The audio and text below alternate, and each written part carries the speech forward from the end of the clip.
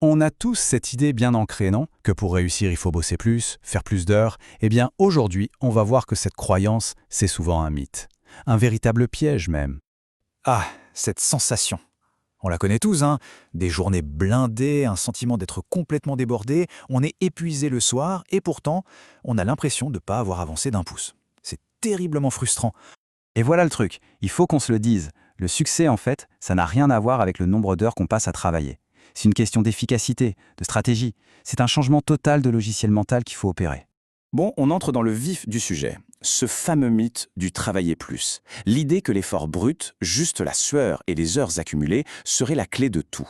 On va décortiquer ça ensemble avec 3 concepts puissants qui montrent qu'il y a une autre voie. Et le premier concept, c'est une petite pépite, l'effet de levier. C'est tout simplement l'art d'obtenir des résultats qui sont complètement démesurés par rapport à l'effort qu'on a mis au départ. C'est vraiment la première clé pour commencer à bosser plus intelligemment. Alors un levier, c'est quoi au juste? Imaginez des multiplicateurs d'efforts. Ce sont des outils, des systèmes qui vont amplifier notre travail. En gros, chaque heure qu'on investit va avoir un impact beaucoup plus grand. L'image du rocher, elle est parfaite pour ça. Travailler sans levier, c'est comme si on essayait de pousser un rocher énorme à main nue. On s'épuise et on avance à peine. Mais avec un bon levier, eh bien on peut soulever ce même rocher avec un effort bien plus malin, bien plus stratégique. On passe de l'effort maximal à l'effort intelligent. Et des leviers puissants, en voilà 4 exemples très concrets. Le code, un programme qui peut bosser pour nous 24/7. Les médias, un contenu, une vidéo qui peut toucher des milliers de personnes d'un coup. Le capital, l'argent qui travaille tout seul. Et puis bien sûr le travail des autres, en déléguant, en montant une équipe. Ce sont de vrais super-pouvoirs de la productivité.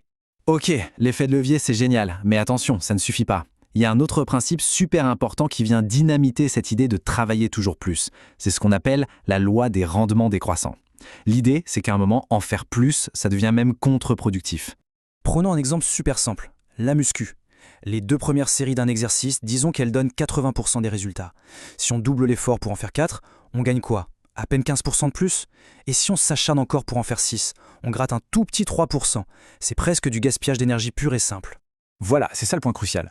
Passer un certain seuil, chaque nouvel effort qu'on ajoute rapporte de moins en moins. Le secret, c'est de trouver ce seuil dans son propre travail pour arrêter de s'épuiser pour rien. Et maintenant, le dernier concept, et c'est peut-être le piège le plus sournois de tous, c'est qu'on confond souvent bouger et avancer. On peut être super occupé, mais sans rien accomplir de concret au final. La différence, elle est énorme. Planifier sa journée, organiser ses mails, regarder des tutos, ça, c'est du mouvement. On a l'impression de bosser, on se sent productif. Mais le progrès, le vrai, c'est quand on sort quelque chose de tangible. Un rapport terminé, un projet livré, une tâche cochée. Le mouvement, ça brûle du temps et de l'énergie. Le progrès, ça crée de la valeur. Du coup, avant de se lancer dans une tâche, il y a une petite question toute simple à se poser. Est-ce que ce que je m'apprête à faire va produire un résultat concret? Un truc qu'on peut voir ou mesurer? Si la réponse est non, il y a de fortes chances que ce soit juste du mouvement. Bon, avec tout ça, comment on fait concrètement? Eh bien, on adopte une nouvelle feuille de route, un nouveau logiciel mental pour travailler plus intelligemment et surtout pas plus durement. Et ce modèle, il tient en 3 points. 1. On identifie son levier. C'est quoi? Notre multiplicateur d'efforts personnels. 2. On trouve son seuil.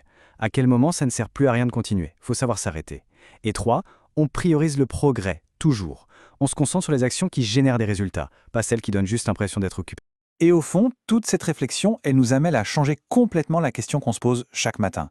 Au lieu de se demander « comment je peux en faire plus ?», la question devient « quel est le plus petit effort que je peux faire aujourd'hui pour avoir le plus grand impact possible ?» Et rien que de se poser cette question, ça peut vraiment tout changer.